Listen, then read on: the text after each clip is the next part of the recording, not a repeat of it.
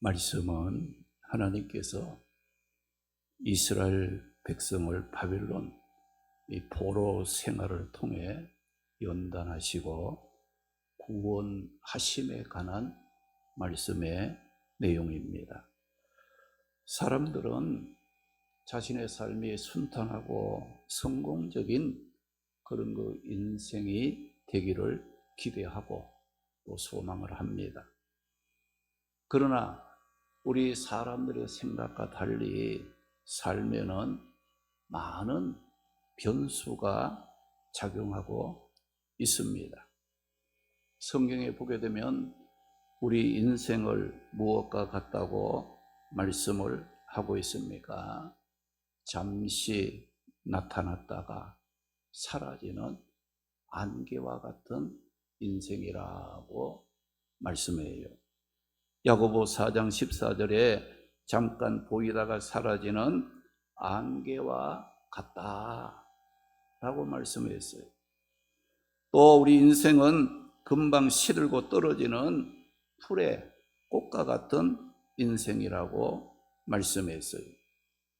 베드로전서 1장 24절에 보니까 모든 육체는 풀과 같고 그 모든 영광은 풀의 꽃과 같으니 풀은 마르고 꽃은 떨어진다고 말씀을 했습니다.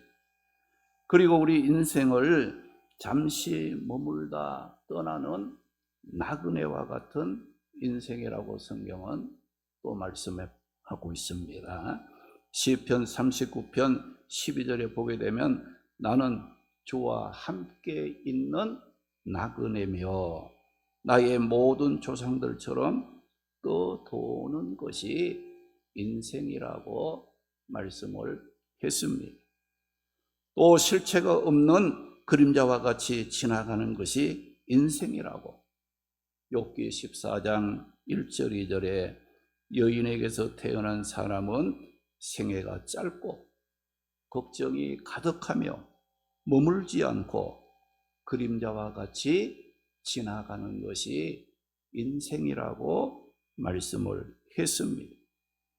그 외에도 성경에는 우리 인생을 신속하게 날아간다라고 했고 배틀의 북보다 빠른 것이 인생이라고 했고 우리 인생을 한 뼘 길이만큼 짧은 것이 우리의 인생이라고 말씀을 하고 있습니다. 그런데 우리가 생각하기에 인간이 살아가면서 누리는 영광이 화려해 보이고 또 좋게 보인다 할지라도 우리 인생은 짧고 약하고 허무하기 때문에 우리가 영원하신 하나님을 의지하고 하루하루 내게 주어진 삶을 지혜롭게 가치 있게 살지 않으면 그 인생은 후회하는 헛된 삶이 되고 마는 겁니다. 그리고 오늘 말씀에 보게 되면 우리 인생의 삶이 어떤 것과 같다고 비유하고 있습니까? 오늘 읽은 23절에 보게 되면 배를 바다에 띄우고 큰 물에서 일하는 자와 같다고 했는데 이것은 우리 인생의 삶을 바다에 떠 있는 배와 같다라고 비유하고 있는 말씀입니다. 여러분, 바다 위에 떠 있는 배를 한번 상상해 보시기 바랍니다.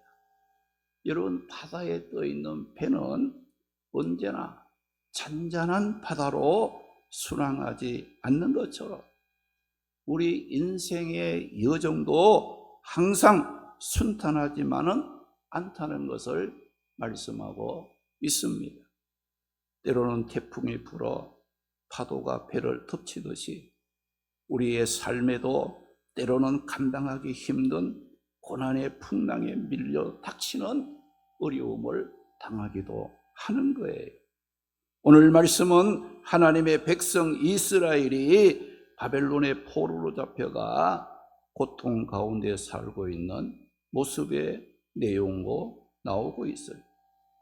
그런데 바벨론 포로로 고통 가운데 살고 있는 이스라엘 백성들의 그 모습은 마치 바다 위에 떠 있는 배가 태풍을 만난 것과 같았다는 것을 말씀하고 있습니다. 그러면 이스라엘 백성이 바다 위에 배가 태풍을 만난 것과 같이 어려움을 당하는 그런 그 고통, 바벨론의 포로라는 그 어려움을 당하였는데 그 고통은 어디에서 온 것인가? 오늘 본문 25절에 보니까 여호와께서 명령하신 즉 강풍이 일어나 바다 물결을 일으킨다고 말씀하시므로 바다의 강풍을 일으키고 바다에 무시무시한 물결을 만드시는 분은 하나님이시라는 말씀입니다. 우리가 믿는 하나님 어떤 분이십니까?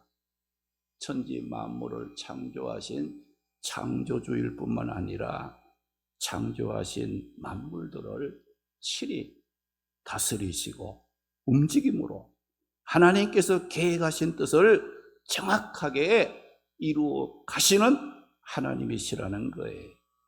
마태복음 8장에 보게 되면 예수님의 제자들이 배를 타고 갈릴리 바다를 건너던 중에 풍랑을 만나 무서워 떨게 되었습니다. 그런데 제자들을 무서워 떨게 했던 그 풍랑이 어떻게 잠잠해질 수 있었다고 말씀합니까?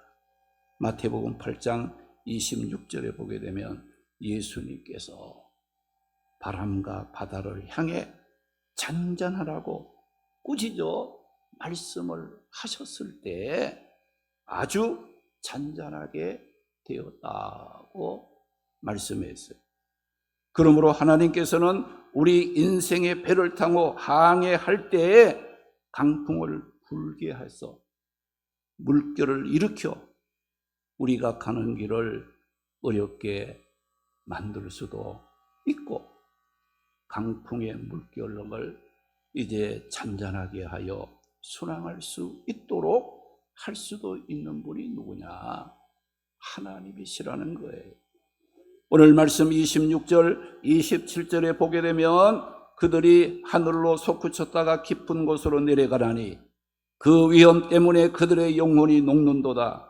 그들이 이리저리 구르며 취한 자같이 비틀거리니 그들의 모든 지각이 혼돈 속에 빠진다고 말씀을 했어요. 이 말씀은 단순히 자연 재해의 무서움을 말하는 것이 아닙니다. 인간이 살아가는 삶 속에서 자신의 힘으로 감당할 수 없는 극한 위기를 표현하고 있는 말씀이에요. 그들이 하늘로 솟구쳤다가 깊은 곳으로 내려가나니라고 했는데 이 말씀은 우리가 인생의 삶을 살다가 보면은 폭풍 속에서 배가 파도를 타고 순식간에 하늘 높이 올라갔다가 갑자기 낭떠러지 절벽 아래로 떨어지는 롤러코스터를 타는 것처럼 긴박한 상황을 만나기도 한다는 거예요. 그리고 그 위험 때문에 그들의 영혼이 녹는다고 말씀을 했는데 이 말씀은 우리가 인생의 삶을 살아가다 보면 공포, 절망으로 인해 삶의 용기와 기력이 완전히 소멸해버리는 멘붕 상태를 만나기도 한다는 말씀이에요.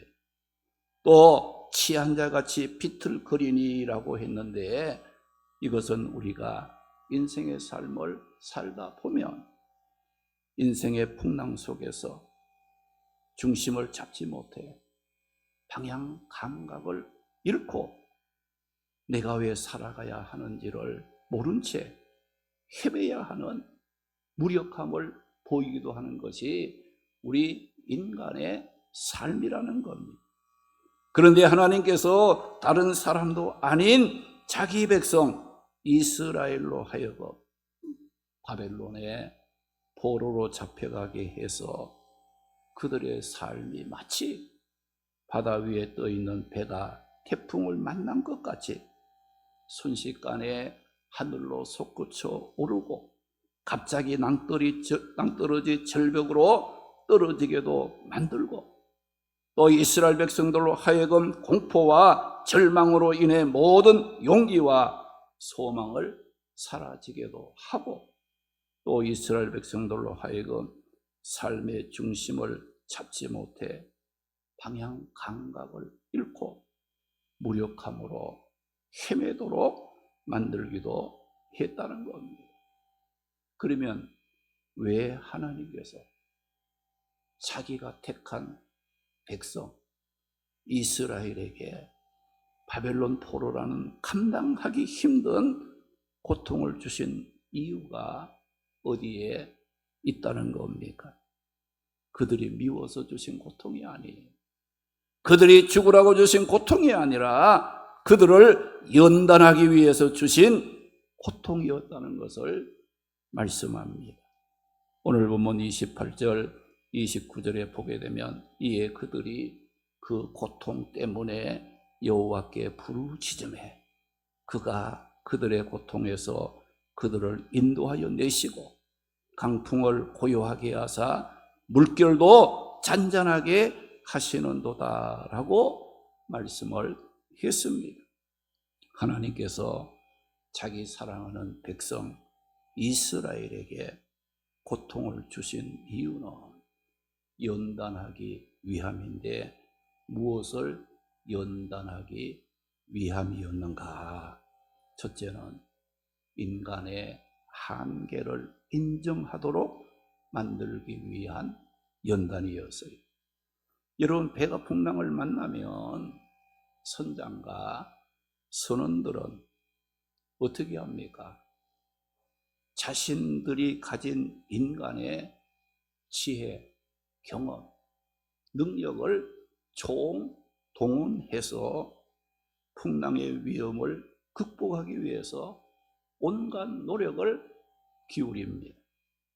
그런데 선장과 선원들이 언제 인간의 한계를 인정하게 됩니까? 자신들이 갖고 있는 지혜나 경험, 능력을 다 동원해 보았지만은 안 되는구나. 무능함을 느낄 때에 인간은 자신의 한계를 인정하게 된다는 겁니다. 하나님께서 이스라엘 백성들에게 바벨론 포로라는 고통을 주신 이유는 인간은 약하구나. 인간의 지혜와 경험과 능력에게는 한계가 있다는 것을 인정하게 만들어 교만하지 않고 겸손하게 만들기 위한 연단이었다는 것이, 둘째로 하나님을 찾고 하나님께 부르짖게 만들기 위한 연단이었습니다. 28절에 보니까 이에 그들이 그들의 고통 때문에 여호와께 부르짖으매라고 말씀을 했습니다. 이스라엘 백성들은 무엇 때문에 하나님을 찾게 되고 하나님께 부르짖게 되었다는 겁니다. 그들의 고통 때문에 라고 말씀을 했어요. 우리 인간은 자기 힘으로 할 수 있다고 생각을 할 때는 하나님 찾지 않습니다. 하나님께 부르짖어 기도하지 않습니다. 겸손하지 못하고 교만합니다. 내가 최고다고, 내 힘이 있다라고, 내가 없으면 안 된다고 자기를 높이고 자신을 자랑하게 된다는 거예요. 그런데 이렇게 하나님을 찾지도 않고 부르짖어 기도하지도 않고 믿음을 버리고 자기 마음대로 살아가는 자들을 하나님 찾게 만들고 하나님께 부르짖어 기도하도록 만드는 최고의 방법이 뭐예요? 고난과 고통이라는 거예요. 이스라엘 백성들은 어떤 삶을 살아서 그들이 평안하고 즐거웠을 때는 하나님을 찾고 하나님께 부르짖고 하나님 잘 섬기라고 말씀을 수도 없이 해주었지만은 그들은 어떻게 했어요? 귀담아 듣지 않고 하나님을 멀리하고 우상을 섬기며 불순종하고 온갖 죄를 짓게 됩니다. 하나님께서 이런 이스라엘 백성들을 하나님께로 돌아와 하나님을 찾게 만들고 하나님께 부르짖고 말씀에 순종하는 하나님의 백성다운 삶을 회복시켜 주기 위해서 하나님께서는 자기 사랑하는 백성 이스라엘을 고난에 던져 놓으셨다는 것. 시편 119편 67절과 71절에 보게 되면 고난 당하기 전에는 내가 그릇 행하였더니 이제는 뭐예요? 고난을 당하고 나서 주의 말씀을 지키게 되었다고 했어요. 그래서 이 다윗은 어떻게 고백했어요? 고난 당하기를 잘했구나. 고난 당한 것이 내게 유익이라. 이로 말미암아 내가 주의 율례들을 배우게 되었다고 다윗은 위대한 고백을 하게 됩니다. 여러분, 고난은 우리를 미워서, 고난은 우리를 죽으라고 주시는 것이 아니라 하나님을 떠나 내 마음대로 살아가는 우리로 하여금 하나님을 찾게 만들고 하나님께 부르짖게 만들기 위한 연단으로 주시는 것임을 믿으시기 바랍니다. 그러므로 우리 성도들은 고난 앞에 절대로 원망하거나 불평하지 마시기 바랍니다. 고난 속에 담긴 하나님의 오묘한 뜻을 깨닫고 인내하며 믿음을 지킬 줄 알아야 합니다. 그리고 셋째는 범사에 하나님의 주권을 믿고 살아가는 삶 만들어 주기 위한 연단이었다는 거예요. 25절에 보면 바다에 강풍을 불게 하여 물결을 일으키시는 분도 하나님이라고 했고, 29절에 보면 강풍을 고요하게 하고 물결을 잔잔하게 하시는 분도 하나님이시라고 말씀을 했어요. 시편 139편 1절에서 4절 보게 되면 하나님을 어떤 분이라고 말씀하고 있습니까? 내가 앉고 일어서는 것, 내가 생각하고 있는 것, 내 삶의 모든 길, 내가 눕는 것, 나의 모든 행동, 내 입술의 말 모르시는 것이 없이 밝히 아시는 하나님이라고 말씀을 했어요. 하나님은 우리가 어떤 곳에 있든지 그곳에 함께 계시고, 우리가 어떤 일을 하든지 그 일을 보고 계시고, 우리가 어떤 말을 하든지 그 말을 다 듣고 계시는 하나님이십니다. 고린도후서 5장 10절에 보면 우리는 반드시 그리스도 심판대 앞에 서서 우리가 몸으로 행한 선악간의 모든 것을 따라 심판을 받게 된다라고 말씀을 했습니다. 오늘 말씀에 하나님께서 자기 백성 이스라엘에게 바벨론 포로라는 바다 위에 떠 있는 배같이 강풍을 만나 고통을 당하게 하신 것은 미워서 죽으라고 하신 것이 아니었습니다. 인간의 한계를 깨닫기 위한 연단이고, 하나님을 찾고 하나님께 부르짖게 만들기 위한 연단이고, 범사에 하나님의 주권을 인정하는 삶을 살아가도록 만들기 위한 연단이었음을 가르쳐주고 있습니다. 그런데 이런 연단을 통해 이스라엘 백성들이 하나님을 찾고 하나님께 부르짖었을 때 그들은 어떻게 되었다고 말씀합니까? 28절 말씀 보니까 하나님께서 그들을 고통에서 인도하여 내셨다고 했어요. 29절에 보게 되면 강풍이 고요하게 되고 물결이 잔잔하게 되었다고 했어요. 그리고 30절 말씀 보게 되면 그들이 소망하고 바라던 항구로 인도하심을 받게 되었다고 말씀을 했습니다. 사랑하는 성도 여러분, 감당하기 힘든 고통이 있습니까? 하나님을 찾고 하나님께 부르짖기 바랍니다. 하나님은 절대로 버리지 않습니다. 감당하지 못할 고통 허락지 않고 어려움이 있을 때라야 피할 길을 주시고 감당할 수 있는 능력을 주시는 분이 우리가 믿는 하나님이십니다. 우리 모두 고난은 버림이 아니라 나를 새롭게 하시는 연단임을 기억하고 고난이 닥칠 때마다 믿음을 돌아보고 하나님께로 돌아감으로 하나님 잘 섬기면서 축복 가운데 살아가는 성도들이 되시기를 주님의 이름으로 축원합니다.